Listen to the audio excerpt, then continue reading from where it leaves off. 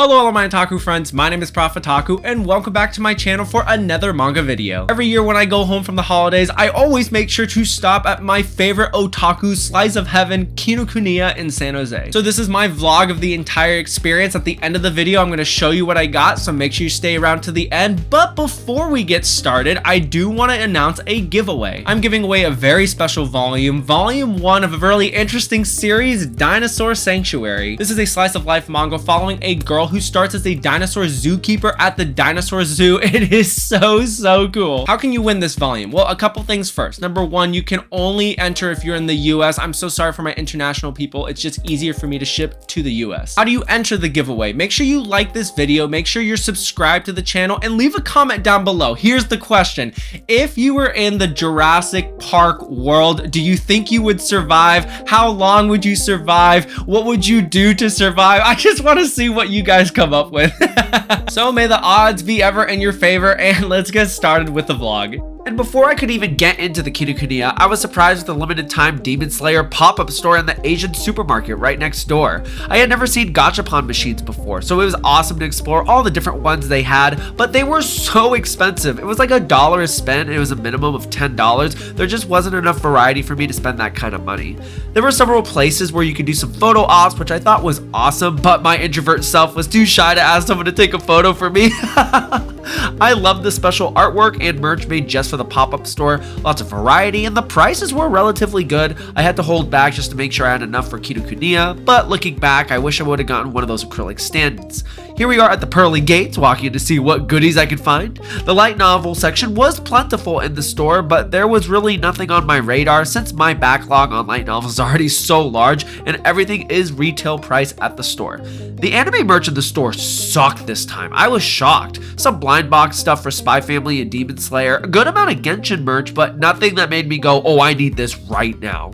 Lots of new releases I was intrigued with. I had been really interested in Mr. Villain's Day Off. It looks really funny. If you're looking for a new rom-com, Cheerful Amnesia is a new release you should grab. Great shticks and funny episodes. This is what I consider the table of temptation. I love going into the store and seeing all the different Japanese guidebooks and art books they have for the most popular series in the industry. There were several that caught my attention, including the Freerun postcard book and the art book for the series. This was definitely my biggest regret looking back at the footage, as I can see Freerun being one of the top series in my collection. They also have that Oshinoko art book, which I should have grabbed. Super unique art book with all the idol characters and costumes, and it really wasn't that expensive. I love looking through all of the Japanese manga, even though I can't read any of it, just to see the hot new manga in Japan that haven't been released in English yet. Also, I don't know if it's just me, but the covers in Japanese just look so much better than their English counterparts. This right here was also a huge mistake to not pick up an Urusei Yatsura artbook / guidebook. I'd never seen anything like that before, but it was so freaking expensive at $35 for each brick. I just couldn't do it. It was cool to see the Lycoris Recoil manga in the store, an anime original series that I enjoyed a ton. Hopefully it gets an English release similar to Odd Taxi that's being released in 2024. These new Japanese slam dunk editions look amazing, and it was awesome to see them in person. I wish I would have grabbed one of Aragi to display, as he was one of my favorite characters from the series. Another missed opportunity for sure. This is the magazine section of the store, and I just love to swing by and see which series are being showcased in the monthly magazines. No, I don't read these, but if I get them, it's mainly just to display the covers, but there's the latest edition of Shonen Jump, which is always fun. Some more art books here in the store, and I appreciate seeing all the unique Japanese art books that we don't get here in the States. I love to see that publishers are starting to give us English translations of art books and guidebooks. It'd be great if they could start dabbling in some more underground, less popular Shonen Jump series like Laid Back Camp right here. Lastly, we get to the English manga section. For the most part, it's pretty extensive, a good mix of new and old releases. I did find that with the older series, they would be missing a volume or two from the beginning of the series. If you are tempted to get that brick vertical omnibus you just saw called Break of Dawn, don't. It's a snooze fest. You know what I would love to see though is a deluxe edition of Planetess from Dark Horse. Just imagine it, a charcoal colored leather with silver letters and silver sparkles all over the cover. That would look so sick.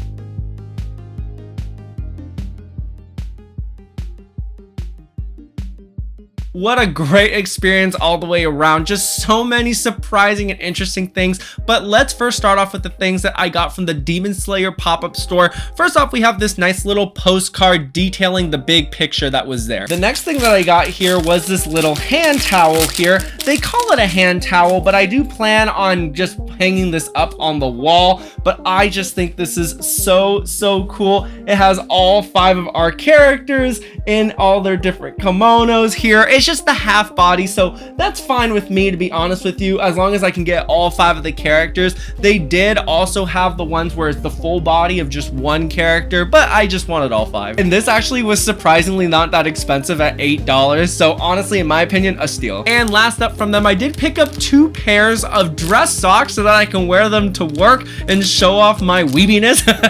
Here we have the Tanjiro socks, and these are the Nezuko socks, so I am excited to wear these to work and see how long it takes the kids to figure out I'm wearing these. Now let's go into the Kinokuniya part of this haul, and first up is all the non-manga related items that I picked up. With the purchase of that volume 1 of the Dinosaur Sanctuary manga that I'm giving away, I also got the Shikishi board for it, which is really cool. It's a Kinokuniya exclusive. I do plan on holding on to this myself because I just think it's awesome. I just love these Shikishi boards whenever Kinokuniya comes out with them. I have the Yakuza Fiance one, I have the Tokyo Revengers one, so this is just another one to add to the collection. Next up is a very surprising thing that I found and I picked up. I was super excited for it. Something that I actually don't have in my collection, considering I do have a wide variety of different merch from the series, but we have the Space Brothers guidebook. Of course, this is all in Japanese, so I have to use Google Translate to read it, but it is cool that I actually was able to find this at the retail price in the store. It's just so cool to have. I do have a fan book, I have an art book, and now I have the guidebook for my #1 favorite series of all time. Now, every time I go to this Kinokuniya, I always try to pick up the latest Shonen Jump magazine,